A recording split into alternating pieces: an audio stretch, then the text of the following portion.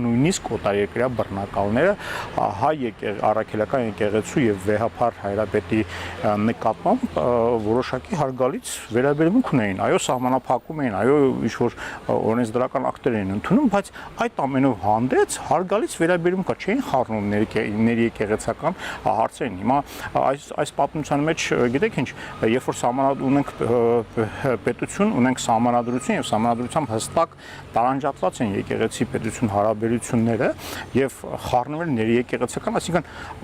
վեհապառ հայրապետը նշանակել էր այդ մարդուն, որը պաշտոնի, այսինքն եկեղեցական հոգևոր պաշտոնի եւ նրան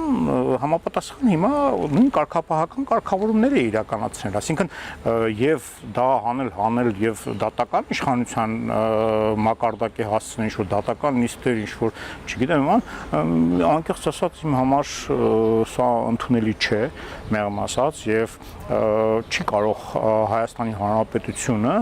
եւ Հայաստանի Հանրապետության իշխանությունները, այդ թվում այստեղ նաեւ դատական իշխանությունը, այսինքն ուրեմն մենք ունենք դատական իշխանություն, որի որակների մասին կարելի է դատել նաեւ այս ուրեմն այս դատական, այսպես կոչված, այս դատական ֆարսով։ Եղել են այո դեպքեր, երբ որ օտարերկրյա բռնականները ամենահայոց կաթողիկոսներին գերեվարել են եւ այլն, բայց նրանք դրանով չեն դադարել ամենահայոց կաթողիկոս լինելուց արաբական գերության մեջ Հովհաննես Դրասխանակեցի վեհապառ հայրապետը չի դադարել լինել վեհապառ, այսինքն սա պետք է մեր ժողովուրդը հստակ նկատի ունենա եւ վեհապառ հայրապետի գործունեությունն էլ համապատասխանաբար գնահատվում է համապատասխան ուրեմն